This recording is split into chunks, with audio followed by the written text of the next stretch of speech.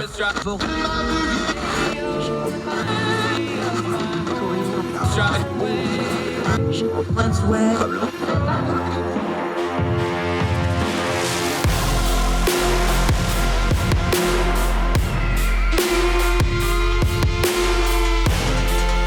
host, Andrew Donaldson. This is Heard Tell. Welcome back to Heard Tell Show. It's Thursday, July the 14th, year of our Lord 2022. I'm Andrew Donaldson. Thank you so much for joining us with the most precious thing you have, your time. We've got some really loud stories. We want to try to turn down the noise of the news cycle on just a little bit. Ugly stories, tough stories. We need to get through them and touch on them. We've also got an uplifting story at the end of the program to get to.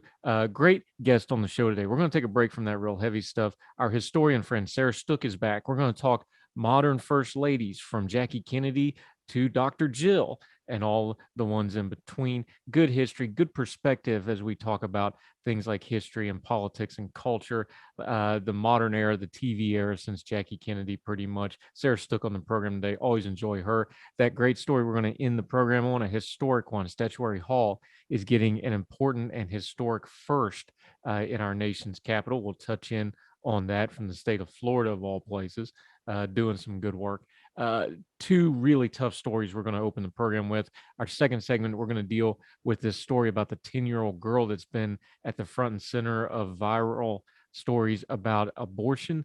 That there has been breaking news development. People debated that story. Even President Biden repeated it, whether it really happened, because it was single source from one person.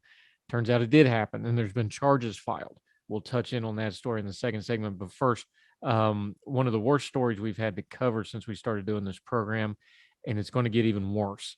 Down in Uvalde, Texas, folks, the Austin American Statesman and some other news outlets, they've gotten a hold of the security camera footage. Now, warnings here, if this is sensitive to you, you might want to take a break from this particular segment. From the Austin American Statesman, a 77-minute video recording captured from a high vantage point, along with body camera footage from one of the responding officers obtained by the American Statements and KVUE, shows the excruciating detail. Dozens of sworn officers, local, state, and federal, heavily armed, clad in body armor, helmets, some with protective ballistic shields, walking back and forth in the hallway, some leaving the camera frame and then reappearing. I'm going to repeat myself here, for 77 minutes. Some leaving the camera frame and then reappearing, others training their weapons towards the classroom, talking, making cell phone calls, sending texts, and looking at the floor plans. One guy walks over and makes sure to use the hand sanitizer. Isn't that precious? Want to make sure he doesn't get any germs on him while the children are dying, but not entering or attempting to enter the classrooms. The Statesman is publishing an edited version of the video to show how law enforcement response unfolded. We are linking to this. We have it up at ordinary-times.com, both the edited short version and the longer version. It's already gone viral, so I'll just mention this part. They edited out the sound. So they actually have a little placard up in the corner that says the children's screams have been edited out. God help us that this is where we're at. Even Austin American Statesman, again, even after hearing at least 4 additional shots from the classroom, for 45 minutes after the police arrived on the scenes, the officers waited. They asked for keys to one classroom. It was unlocked, the investigators said later, even though they lied about that and said they were trying. We're looking at you, Pete Arredondo, liar. They brought tear gas and gas masks. They carried a sledgehammer, and yet still they waited. Officers finally rushed into the classroom and killed the gunman an hour and 14 minutes after police first arrived on the scene. 19 fourth graders and their 2 teachers died in the massacre on May 24th. I'm going to go to a little bit earlier in the piece. I'm going to read it verbatim. This is well written, horrifically well written. The gunman enters the room. Children scream, describing the video. Gunfire continues, stops, then starts again, stops, then starts again, and again, and again. This is how this video goes. Down at the bottom of this piece, kind of the important part here. Further obscuring the truth of what happened May 24th, local, state, and federal officers have denied requests to release documents that could shed light on the police response, including 9/11 call transcripts, body camera footage, communication among law enforcement officials, and the arrest records from that day. They have appealed to the Texas Attorney General to release this, which he has to make a decision on it. Meanwhile, anger boiled over Sunday night march and a rally in Uvalde. Folks, there has not been a single police resignation from this incident. Let me repeat myself. There has not been one single police officer involved in this that has not resigned yet. Now, I know Arredondo resigned from city council, gee whoopee, but not one single person has stood up, taken accountability, and go, we screwed up, I'm resigning. They ought to all resign in shame. Go watch the video for yourself, make your own determination. It's hard to watch, but we must watch. We need to bear witness to what happened here and start holding some people accountable, especially our law enforcement. You want to say black the blue, you want to support law enforcement? I support law enforcement. If you care about something, you hold it accountable. And there's something very wrong and rotten and terrible in the Uvalde police response to this Robb Elementary school. And we need to get to the bottom of it, and they need to quit hiding behind things and obscuring the information. Those dead children whose screams were edited out of the video can't be edited out of history and out of the hearts and minds of the victims' families. And they deserve a hell of a lot better than they're getting from the police response, even now, in trying to get to the truth. More Heard Tell right after this.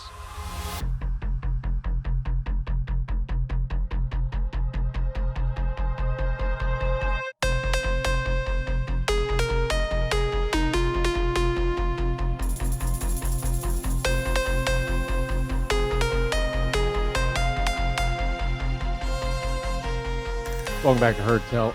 It's been really loud out in social media realm and in the news media, of course, with all the news on abortion. There's been a particular story going around about a 10-year-old girl who had to leave Ohio to seek an abortion in a neighboring state. Even President Biden repeated it. A lot of people doubted whether it actually happened or not. It was loud. It was messy. It was very ugly, both in the news media and on social media. We've said before, when something's really loud and really viral, it never costs you points to just lay out of it and let it sort itself out, especially something like that where the sourcing wasn't really good on the initial look of it and people weren't sure whether it was real or not. But it got loud. Well, now we know more about the story. Columbus Dispatch, a Columbus man, has been charged with impregnating a 10-year-old Ohio girl who traveled to Indiana to seek an abortion, led to international attention following the Supreme Court's decision overturning Roe v. Wade and activation of Ohio's abortion law.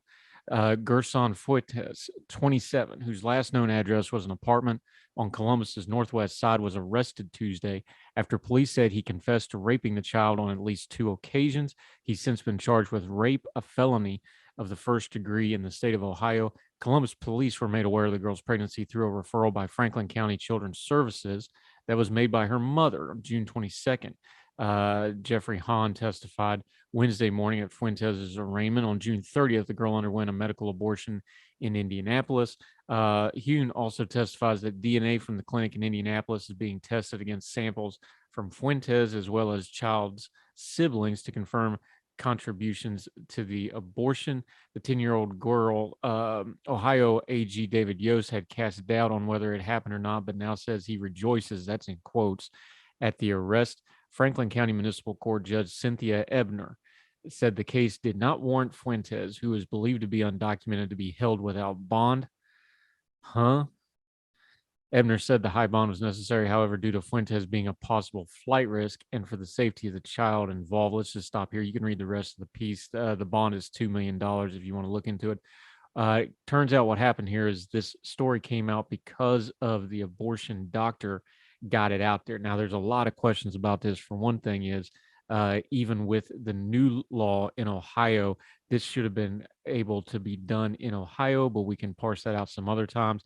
The fact that this individual is apparently going to be an undocumented person and got bond anyway, even though they've apparently been credibly accused of raping a 10-year-old at least twice, that's going to be messy for another day. This story isn't going to go away. Let's go back to where we started, though. When you have a complicated story and it goes viral and you just ain't sure about it yet, and the reporting's a little spotty on it, we can't really verify it, like in this case where it was a single source. Now we know it was because there was a police investigation going on. Don't be afraid to just lay off a story. You don't lose social media points for waiting until we get the full details. Now we got the full details. This story went from horrific to even worse, believe it or not, because of the circumstances.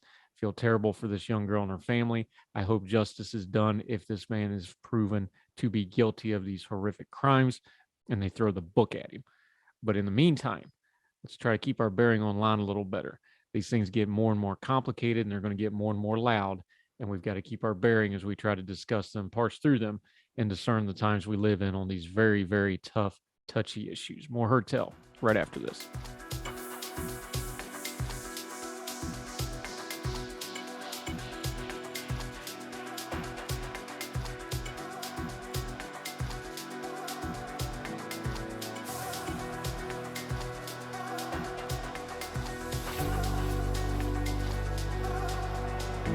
Welcome back to Heard Tell. Okay, she's one of our favorites. We talk history with her. We talk a little bit of political history, U.S. history, all kinds of fun stuff. She's also English, as you'll find out as soon as she starts talking. Sarah Stook, back on the program, talking First Ladies today. How are you, ma'am?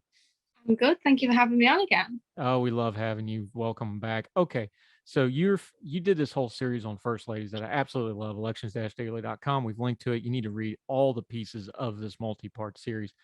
But this is the modern age, kind of the last two pieces of this. Let's just go to the part that's really important here, because the modern age of the First Lady changed when we got television. And it's a real clear defining line. And you mentioned it a little bit in your pieces. I don't think anybody in America knew what Mimi Eisenhower looked like. Everybody to this day knows what Jackie Kennedy looked like. That really is the dividing line between the modern First Lady, isn't it? I wouldn't say that's necessarily true. You know, Frances Cleveland in the late 19th century, her image was widely reproduced because she was young and pretty. Everybody knew what she looked like. But then you actually saw them properly through television. You saw them moving and talking, albeit in black and white, but, you know, still prominent. And that's true. That's when you started really seeing the First Lady, seeing the first family, seeing the politicians. And it wasn't accidental. The Kennedys were very savvy. The political machinations, everybody knows the background with Joe. We won't get into all that. But we know how politically savvy and media savvy they were in a medium that was everybody was trying to figure it out at the same time. We know about Kennedy and the debates, how they mastered that. But the Jackie Kennedy stuff did not happen accidentally. That was part of the package deal, wasn't it? It was kind of like a politically arranged marriage in medieval Europe. You look for the perfect candidate, the perfect wife. And, you know, Kennedy was in his mid-30s. He wasn't married. There were rumours he was gay in the media, which would obviously put a massive kibosh on his campaign. And even back then, politicians, they believed that you needed to be a family man. You could cheat on your wives, fine, but you needed to be a family man. And to Jackie, who he knew, she was 12 years younger than him. She was pretty, she was young, but most importantly, Catholic, from good family, not political, and would just be an asset to Jack Kennedy. And it worked, clearly, because she's still revered today. Anyone who knows me knows of my love for Jackie. And of course, everybody knows the fashion stuff. They know the iconic status that she got. Of course, she was widowed, so the outpouring of support and love the country gave her as the first modern era widow of a slain president, that was a generational scar for a lot of people, and she was kind of the symbol of that. Behind that, though, and one of the great things about your series is you actually talk about their relationships with the president. We know all the stories about JFK. He did a lot of things. He had a lot of sex. He even occasionally had sex with his wife. What was their actual relationship like, though? Like you said, it was kind of an arranged marriage. They did have affection for each other. They'd known each other for a while. They ran in the same circles. What was their actual relationship beyond all the tabloid stuff? Kennedy always said he didn't like a woman with opinions, sort of a product of his father. The Kennedy boys went to play around. The Kennedy girls were straight-laced, demure, married, no cheating. So he said he liked that. I mean, she wasn't unintelligent. She was multilingual. She had a job before she met him. She went to top colleges. She was a very intelligent woman, but she wasn't political. They did have affection for one another, and Jackie did know going in who she was marrying, but her father was an adulterer, and she said that's what men are like, but she was not prepared for how bad he was. He really was a love rat, to the point where she nearly left him. She had to be paid, allegedly, to stay, because that would kill his political career. It was only after the death of their son Patrick that they really reconciled. But obviously, only a few months after that, Kennedy died. How much of the Jackie Kennedy mythology and JFK by extension kind of lingers over anytime you start talking about the first ladies? Like we said, she's the first TV one, so she's the first mass media one. She's kind of the, when you talk about, fashion and the photogenic part of it, that's kind of the standard. Talk about how that's kind of been the building of the mythology of the modern first lady. That's kind of who people start comparing them to, isn't it? Well, yeah, because she was so popular, they were always going to compare it to the most popular person, as every president would be compared to Lincoln or Washington, perhaps. So she's sort of the standard bearer. She had no major scandals in office. She was intelligent without being, maybe too threatening, which I think a lot of people don't like, especially in women. She was the standard bearer to which all first ladies are compared. Melania Trump's compared to her for fashion. Michelle Obama, Hillary Clinton was compared to her. Everybody is compared to her. She is sort of the model. You want to be compared to Jackie Kennedy. Another woman who put up with a lot from a very highly suspect personal character man was her, I guess, successor as first lady, Lady Bird Johnson, LBJ. All through the Trump years, I've kind of chuckled a little bit because people talk about how uncouth Trump is. I was like, you ought to read up on LBJ. Trump's a piker compared to this guy. LBJ was a very vulgar man, a very loud man, a very brash man. He wielded power and he didn't hide it. He was just, bigger than life in a lot of ways. Lady Bird Johnson managed to really carve herself out a little niche as first lady and as her own personality. And you want to talk about contentious relationships, though I would love to have been a fly on the wall on some of their conversations over the year, but tell folks maybe generationally removed, she doesn't get talked about. Again, Jackie Kennedy probably overshadows her a little bit. Talk about her because she's really a fascinating character in American history, not just as a first lady, just as a woman. A Southern belle who had to work to help her family. She was very intelligent. She got a good inheritance, which she used very wisely to create her own radio stations to fund her husband's campaign. She was very much the demure Southern belle, quiet, genteel. She said her husband came before anybody else, even her daughters. And she was a moderating force to her husband. I mean, don't get me wrong, he treated her absolutely terribly, but he did love her. I guess in some kind of way he loved her, and she was the one who could calm him down. If you wanted to go to get something into him, you went to her first. She apologized to Secret Service when he was rude to them. She apologized to everyone when he was rude to them, because that was pretty much guaranteed, LBJ being rude to somebody. I find it amazing.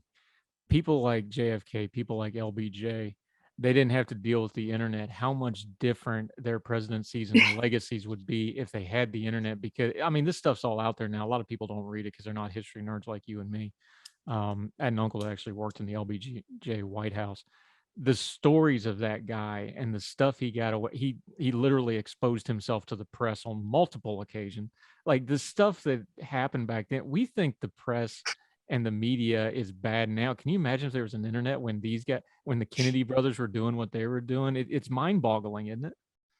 It's mad. It's like if Joe Biden started, sleeping with Angelina Jolie, the big beautiful movie star, like Kennedy did with Monroe. Oh, that would break the internet and not a few people's eyeballs. Moving on to other matters. Let's talk about a first lady who's probably in the rare category. She's probably more famous for what she did after the White House than being in the White House. Betty Ford. Of course, Gerald Ford has a very unique presidency because he kind of took the bullet to heal the nation after Nixon. We all know that he was an honorable man. But Betty Ford, with her addiction stuff, this is long before people, mental health and addiction really came to the forefront. She's really known, the Betty Ford Center and that stuff. It's pretty rare for a first lady to get that kind of publicity after the White House, but she managed it. She's a very remarkable lady who said she would give her life for her husband to have her polling numbers. Conservative Republicans, especially within his administration, like Dick Cheney is one example, didn't particularly like her because she was so outspoken on everything from abortion to adultery, gay rights, everything. But she was popular. People liked her because she was candid, she was honest, I think they wanted more of a Pat Nixon, someone who would just sort of blend into the background, not rock the boat a bit. But she revolutionised the office of First Lady. When she talks about her breast cancer, millions of women got checked because you didn't talk about that then, especially when it was women's health in such a sensitive area. And she encouraged women to get help for alcoholism and addiction because, you know, up until that point in history, women didn't really work. So many housewives turned to drink and drugs because they had no outlet for other things because they had no choice in what they did. And it was seen as okay, you know, you could have a social drink and you could have your painkillers. But then Betty made sure it was okay to say, look how it affects your family and things like that. And the thing about her is, and this is one of those things, again, the internet nowadays, we would have known it. Most people probably didn't realize that that came from a very personal place with her, because like a lot of people that take up advocacy over addiction issues and domestic issues, her father, who lost her, I think she was 16 when he died, something very young, drank himself into an early grave. People didn't probably know that piece of the story, but that's really what drove her pretty much the rest of her life. It drove her in her marriage and her devotion to her husband, and it drove her when she went to go about her advocacy too, didn't it? Well, it's believed he killed himself. Obviously, back then it was flushed up because suicide was such a big taboo. But she was terrified of people finding out. It's the same with Eleanor Roosevelt, whose father, he didn't really technically kill himself. I don't think he meant to, but it was in like a drunk maniac thing when he fell out of a window. But she didn't want people to find out. She was kind of about everything, but that was, you know, off limits because people was questioning her husband's presidency. It's crazy. But even, you know, the idea of somebody being a bit mentally unstable or unfortunately hurting themselves, you didn't talk about it. Yeah, and so much of what we now understand as mental health, back in the older days, people just self-medicated because they maybe didn't know what it was or how to handle it. And alcohol was the thing there. One more from that generation, though. And the amazing thing is they just celebrated their anniversary. We still have both of them. Jimmy Carter's presidency is not at the top of the list, but if you're going to have presidential marriages, he might be 1, 2, 3, somewhere real high on that list with Rosalind Carter, mighty. 76 years just gone the other day. I can't imagine being married to somebody for that long. That's longer than the normal lifespan they've been married. That's exactly. Amazing. God bless them. But anyway, tell us about Rosalind Carter. She and Jimmy got married when they were very young, but they also had the benefit of they're both very long lived. They're both in the late 90s. So adding, you know, the youth and long lived, it sort of helps to create a long marriage. But probably one of the most stable and loving marriages. She sat in on cabinet meetings, which I don't think is particularly appropriate for a non-official, but she only wrote notes. She didn't really sort of interject. She was her husband's counsel. They had 4 children. No hints of scandal apart from Jimmy's lust in his heart for other women comments, which obviously will probably haunt him forever. And I'm sure that Rosalind never let that one go. But she was an advocate for mental health, which I think is really great because, again, 70s, 80s, very taboo era. Known for just being a nice woman in a loving marriage and sort of what I think everyone would aspire to in their future marriage. That was a Playboy interview where Jimmy Carter had a moment of being too honest and saying the quiet part out loud that everybody's had the same issue with. But how quaint does that feel after the last couple of years of scandal and everything we're doing? How quaint is that the guy's like, yeah, I might have thought about another woman like 3 times in my whole life to the woman I've been married to for 76 years. I think we'd take that scandal nowadays, wouldn't we? Yeah. Yeah, bless their hearts. They're still alive and kicking down in Georgia. We're going to get into the modern era. Sarah Stook joining us. I love talking about this stuff because it gives us perspective on history and politics. We come back. We got some heavy hitters coming up on the First Lady list. Nancy Reagan, Michelle Obama, Melania Trump that we just had. Of course, Joe Biden also. Both Bushes. A lot to cover still. Sarah Stook on Her Tell right after this.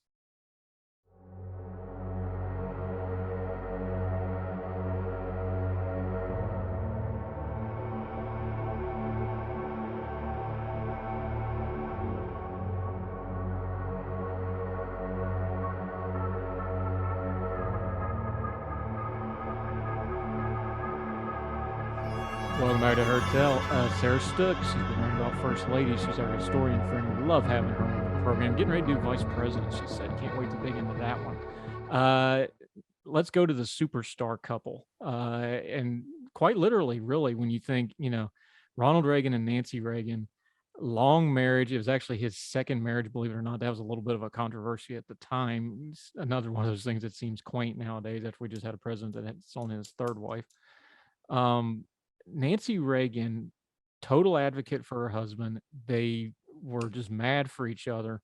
You always think of them as a couple. She did have some controversies, especially in the 80s with some of the social stuff that was going on. But talk about Nancy Reagan beyond the just being Ronnie's. She always called him Ronnie no matter what. Who was the actual lady, the actual person underneath all that?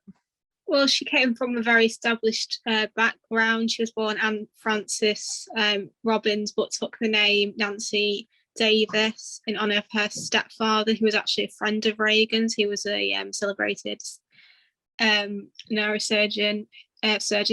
She was an actress who also met Reagan, fell in love, got married. He was initially a bit hesitant to get married after his first marriage ended in failure, but obviously it worked out pretty well for them. Actor William Holden was their best man.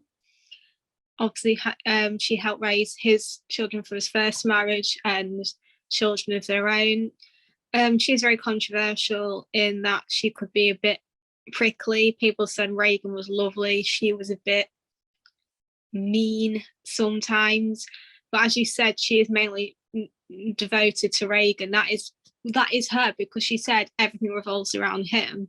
She didn't have any ambitions beyond him, including their children, which meant that she had a pretty poor relationship with them, actually. Yeah, the stepchildren and the stepmother did not get along well. One of the colorful little bits about Nancy, which I guess is a little understandable under the circumstances, but you touched on it in your piece on elections-daily.com, though, was when Reagan got shot, she got a little bit superstitious and a little bit, she went from protective to overprotective. But tell that story just a little bit, because it's kind of funny now in hindsight. I kind of get it. You're trying to reach for something, because we did find out years later he was about a quarter of an inch from dying if that bullet had been just a little bit over. But Nancy did not react to that particularly well, did she? Yeah, well, she started consulting an astrologer to map when was best for Reagan to go out and do events. And she basically booked his schedule, so she had control of it. And she was mocked relentlessly. Some say, is it comparable to religion, or is it just, superstition? People have various views. And I think even people who believe in astrology, I'm not one of them, probably think it was a bit much. But yeah, your husband nearly died in office. That's pretty horrific. I mean, she would have seen what it would have done to, poor Jackie Kennedy. So I think you can kind of understand being a bit nervous. And the only reason why he survived was because he was in such good health. If he'd been and he was pretty old as well. So fair play to him. But if he had been in any worse condition, he would have probably died. All right. One of the real unique women in history, because she's one of only two women to be both first lady and the mother of a president. That's a pretty exclusive club. Barbara Bush, she's actually a descendant of Franklin Pierce, who was one of our worst presidents ever, even though he was the most handsome president. You can take that for what you will. Very interesting story. They met, he went off to World War II. He came back from World War II. They got married. Long marriage, of course, the political dynasty. Bush Sr. did have his affairs. He had a long-running affair where his secretary actually traveled with him, was kind of well-known. But by all measures, especially in political terms, a very successful and happy marriage all told, yeah? Oh, completely. Obviously, they had the ups and downs. Their daughter, Robin, tragically dying of leukemia in the 50s, which is a bad enough disease now. But obviously back then, you were very, it wasn't really you weren't going to have a positive outcome by any means. But she was a very strong-willed and intelligent woman. She never really worked beyond marriage, as was sort of the tradition of the time. But that doesn't make her by any means a lesser first lady. She could be very opinionated. And she got in trouble when she implied that Geraldine Ferrero was a word that rhymed with rich in her words. So yeah, she was said very powerful, very intelligent woman who oversaw her children's lives and education, helped her son with dyslexia, which made her interested in literacy and learning difficulties. So pretty remarkable woman who everyone just thinks of that nice white-haired old lady. Oh no, she was fierce. And one of my favorite Barbara Bush stories, W told it when they did the funeral for his father. Um, she was absolutely fierce. There's this legendary story where they're at the compound in Kennebunkport, Maine, which was their summer house, the Bush compound there. And she did not want the Secret Service following her around anymore because she's no longer a public official. And I don't care who's trying to kill me. You're not going to follow me around. I'm going to live my life. And somebody, and George said it was W said it was George. Somebody told the Secret Service agents to tail her anyway. And she went to the store or whatever and caught him tailing her. She made him take her back to the compound, and they had a meeting in a room with the former president, the other former president, the head of the Secret Service detail, and Barbara Bush just dressing them all down, telling them and using pretty colorful language, depending on which version of the story you believe. This was a fierce woman. When you have a husband that's a president, a son that's a president, I guess you kind of have to be. But she was very, very, very strong, wasn't she? She was very, very well. Because think about it, if Reagan had died, she would have been first lady quite a few years earlier, 8 years earlier, and raising children. I mean, all her children, apart from the dearly departed Robin, were involved in politics and public life in some respect. I mean, Jeb could have been president in a crazy what if please clap world. Please clap. Since we're pairing them anyway, let's just go ahead and talk about Laura Bush. Kind of the opposite of Barbara in a lot of ways, although they had some similarities. They were both, very, very well apportioned women, very proper. They knew how to play the role. She was a librarian of all things. And then, of course, W's been very open. He was basically a fall down drunk for about a decade.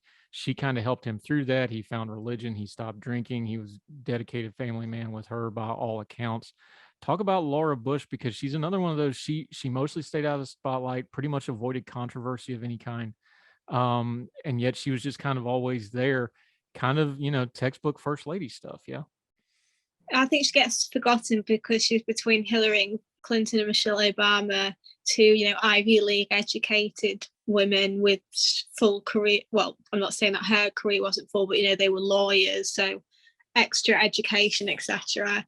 But she was very popular because she wasn't at all controversial. Her issues included reading, heart failure, breast cancer, and women in Afghanistan, which is probably the safest issues any first lady could go for. And up until that point, I think probably the Bush presidency was a time where it was more likely a woman could become president. But she was still, a bit of the old school generation. She was born in the 40s, married in the 70s. So while, the sexual revolution had happened, there was that more tradition of, being a bit more demure. But she wasn't political either. She said, look, I'm not interested. She voted, but she wasn't, she was a bit of a Jackie. She didn't really care that much, which I think helps her a lot, because if she'd been tarnished with her husband's brush, then she'd be very unpopular, because obviously we know how his presidency ended.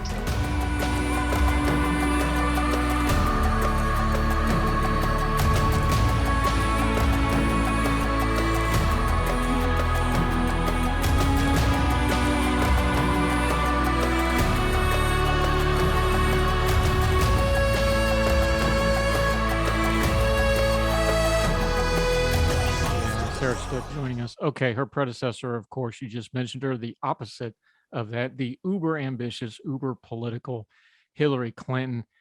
Where do we start with her? Because we know a lot more about the Clinton presidency now than we did then. Again, another one of these, we first got the internet with the scandals. That was kind of the Drudge Report and all that got the Lewinsky story out there. But it wasn't like it was now. The stuff he got away with in Arkansas, we know the allegations and all that long before that. Where do we start parsing out Hillary Clinton? Because she was a senator in her own right. Later, she ran for president a couple of times.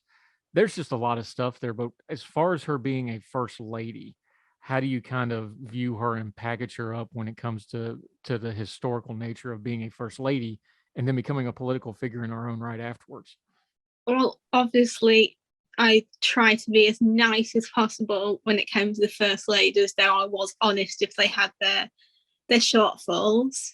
not a huge fan of Hillary. I respect her in some right. I mean, she went to Yale Law when probably not many women did. She's very intelligent. I'm not going to dispute any of that about her, and I respect her. But I think a first lady should be allowed to have opinions. I mean, if I was first lady, I certainly would. And I think it's great when they have their views on politics. If you look at, Eleanor Roosevelt, for example, my favorite first lady, but she made the mistake of trying to basically be an official when she wasn't elected. And it'd be the same for any man, woman related to the president. When she was put on leading the Commission on Healthcare and trying to do legislation, fair enough, she had some experience, but people questioned it. Why is this unelected person leading the charge? And she wasn't popular. She made comments about stay-at-home mothers, which I know obviously they are rarer now, but they are just as equal and deserving as respect as career women. And I think that was a very, very bad idea. I always wondered with Hillary, I think what you just said about her being an official when she wasn't, then there was the stand by your man stuff. There was the victim shaming that she engaged in as part of protecting the Clinton brand, which was self-protection for her. You just can't talk about the Hillary stuff without the hypocrisy stuff, because that's what really sunk her on a lot of this. And some of it's probably a little unfair, but some of it she brought on herself. But when she was actually first lady, the healthcare thing, I think, just kind of dented her, where they put her in charge of healthcare and that failed. I don't know that she ever really recovered, because from that point on, she never longer got to be seen as a first lady. From then on, it was always, oh, she's political. And I think that's the big difference when it comes to Hillary, is I don't think she ever really had a period in the White House where she was just the first lady and nothing else. She tried. She did a few sort of, events like the Easter egg roll and Christmas, but like I said, she was never. People said she should have been president instead. I think there's been a few first ladies where they would have sort of been candidates for president, and that they were very political, ambitious women. Yeah, and then we had Edith Wilson, who actually did it, but that's another topic for another day. Michelle Obama, fascinating thing. She actually, you mentioned in your piece, I didn't know this. She actually met Barack, or Barry then, because she was his mentor when he was an intern. So that's kind of an interesting story. But you're talking about ambitious. She's the opposite. She tells everybody that will listen that she has no ambition for politics. She didn't like being in the White House, particularly because of the political stuff and the things that went on, but a very smart, astute woman. Not a whole lot of major controversy, although she is outspoken and opinionated on certain things. But talk about Michelle Obama, kind of one of our more contemporary first ladies. I mean, she went to Princeton, Harvard. She's only first lady with 2 Ivy League degrees. So, you've got to say that's pretty darn impressive. And I think, like you said, she is political in somewhat of it. She has her views, but I think unlike Hillary, she has the benefit of that she's not politically ambitious for her own sake. She doesn't want to be involved in politics as a politician. And I think people like her more than like Hillary for that, because she's still an intelligent woman and a good role model. But then she has had her critics when she said she's never really been proud of America and things like that. I kind of understand what she was trying to say, but the way she said it isn't the greatest way of conveying your views. So, but I don't think people would remember that as much as Hillary's mistakes. Maybe people have a short memory when it comes to Michelle as opposed to Hillary. Yeah, I think Hillary shades Michelle a little bit because Hillary is so ambitious. I think a lot of people just assumed that Michelle was going to be ambitious like that, and she's not, which I think is I have my criticisms of the Obamas, but I think that's a little unfair. I think she got tagged, especially since Hillary ran against her husband. They're like, oh, well, she'll run too like Hillary. And it's like, no, they're different people, very different people. So I think that was a little unfair. All right, Melania Trump. We've got a little distance from the Trump administration. I think history will be decently kind to her, even though her husband continues to do things that will probably cause history to not be kind to him. I think she bore it about as well as somebody in that circumstances could bear it and handle it. What's your take on our last former first lady that we had, Melania Trump? don't know if history will be particularly kind, because I think there's very much an anti-feminist slant to the treatment of Melania Trump. Now, she posed nude as a model, which is something I would never do, but that is her prerogative. And people criticised her for it, but she's never been hypocritical about it. She's never been like an open prude or say, you know, women shouldn't do this, women shouldn't wear that. And the people who say celebrate body positivity and celebrate other women are extremely critical of her. And I believe if she'd been a Democrat or not married to Donald Trump, she probably would have been on the cover of a lot of fashion magazines because she's an elegant person. I wouldn't say she was an outstanding first lady, but she didn't want the job. And you've got to sort of understand that. I don't know. I don't know what their relationship is, because obviously there's an arrangement there. People like that do not have normal marriages. They just don't. They're not like people that are working 9-to-5 jobs. I don't think she wanted to be there, and I give her slack for the fact that she didn't want to be there, but she went on with it anyway. So, and I'm no fan of her husband's, but I don't think she did any great disgrace to the country. I know political opponents will smear her for this, that, and the other, but it could have been a lot worse. Can you imagine if she was uber political like her husband was? I think it was about as good as it could have possibly been. Is that a fair way to put it? Yeah, I mean, I wouldn't say she's ever going to be ranked as a highly placed first lady. You know, her campaign against bullying is a little strange considering what her husband can be like on Twitter, or was before he was unceremoniously banned. Obviously, she had that "I don't care" jacket. So, and make Bertha comments, which sound bad, but then you remember she didn't really do much else in terms of scandal or being a first lady generally. Yeah. All right. Real quick before we gotta let you go, though, our current first lady, Jill Biden, not her given name. I'll let you get into that in a second, but she has her doctorate in education. First lady to have an official job outside of the White House. I think that's actually something we'll probably see more of, as we have, we've already had a couple of lawyers. I think nowadays, if you had a Hillary Clinton or even Michelle Obama, I think if they wanted to work, it would be accepted now. I think we'll see that in the future. But we don't want to do a legacy thing because she's still doing it. But Jill Biden as our current first lady. She's not really had the opportunities to do as much, maybe because of COVID's put a damper on a lot of events. You know, Easter egg roll and everything like that is associated with the first lady, which maybe gives her more time to go and do other things. But I think she has options if she wants somebody to step in. Like Kamala Harris can do some of it. Kamala Harris's husband, their daughter, she has the opportunity, you know, all the older first ladies who were maybe poorly would have their daughters or daughter-in-laws do it. I don't think she's sort of a traditional first lady in that, you know, she's not going to do the responsibilities as much as we'd expect.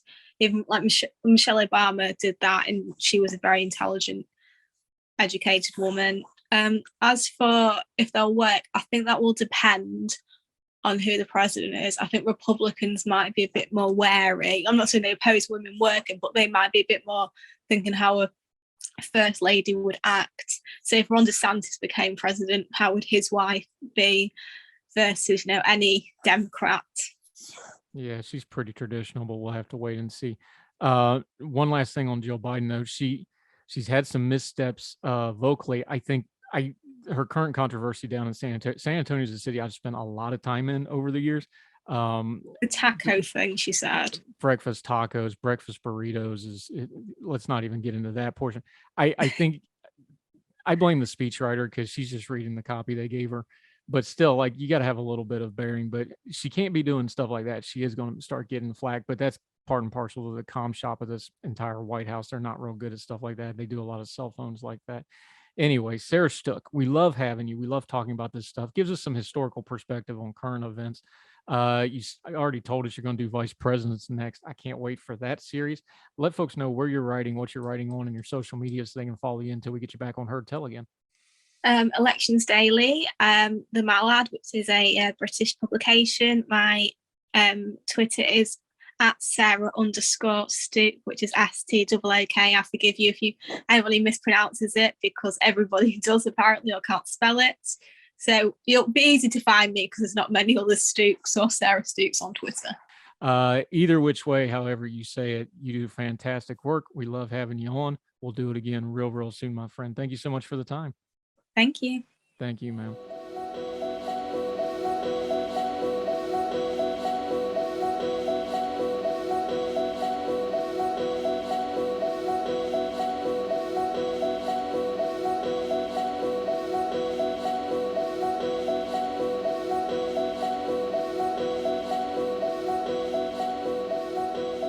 Going back to Heard Tell, we always end on a good note. This is a historically good note. Statuary Hall, if you've never been to the U.S. Capitol, amazing place. All the important folks in history, the states get to put somebody that represents them up. It's an amazing place. We have a historic edition. Educator and civil rights activist Mary McLeod Bethune, we're going to read from NPR here, made history on Wednesday as the first Black person to have a state commissioned statue in the U.S. Capitol's Statuary Hall, where her statue replaced that of a Confederate general. Bethune, the daughter of formerly enslaved peoples, was the influential educator and activist who, among her many other accomplishments, founded the National Council for Negro Women, advised multiple U.S. presidents, and created a boarding school for Black children that would later become Bethune-Cookman University in Daytona Beach, Florida. The larger-than-life statue has been on display in the home state of Florida since 2021. Before making the journey to Washington, D.C., it was formally unveiled in a ceremony led by House Speaker Nancy Pelosi and featured many of the lawmakers and activists who fought and fundraised for years to make the moment possible. Florida Democrat U.S. Rep. Kathy Castor said the ceremony that Bethune epitomized all the values of the state, the first to be represented by a Black American in the National Statuary Hall, holds dear from industriousness to thirst for education to a desire for peace. There's a quote, "We lift her up today at a time of competing ideologies to help heal and unify through her example." Because she also lived in a time of division, but was determined to stand up to dissenting voices, including those of the KKK, to do what so many said could not be done. Castor added that she hopes Bethune's statue will serve as a symbol of hope, justice, love for America and all of mankind. The 11-foot statue, which weighs more than 6,000 pounds, was sculpted out of the largest and last piece of statuary marble from Michelangelo's quarry in Italy. It was created by artist Nalda Comas, who was chosen from a field of 1,600 applicants and is the first Hispanic master sculptor to create a statue for the National Statuary Hall State Collection. It's a historic addition to the famous collection, one that followed a lengthy process and will likely not be the last such swap. Important piece of history, neat thing to visit next time you're in the Capitol. A worthy honor from our country to a remarkable woman. That'll do it for Heard Tell. Make sure you're following us on wherever you're listening or watching this program, YouTube, iTunes, Spotify. Doesn't cost you anything to subscribe. It never will, but do subscribe. Make sure you share us too. We don't advertise other than word of mouth and what we do on our social media, so we sure appreciate you letting folks know about our program. Love to hear from you at HeardTellShow on gmail.com, HeardTellShow at the Twitter. Reach out to us, questions, comments, epistles, even criticisms. Love to hear it. Keep your bearing, be nice, but we'd love to hear from you. We've even done whole segments just off feedback, so don't hold back. Let us hear from you. That'll do it for Heard Tell today. Until we do it again, we hope wherever you are, across the street or around the world, you and yours are well. We hope you're well fed. And we'll talk to you again real soon for more Heard Tell. All the music on Heard Tell is provided under a Creative Content license from monstercat.com.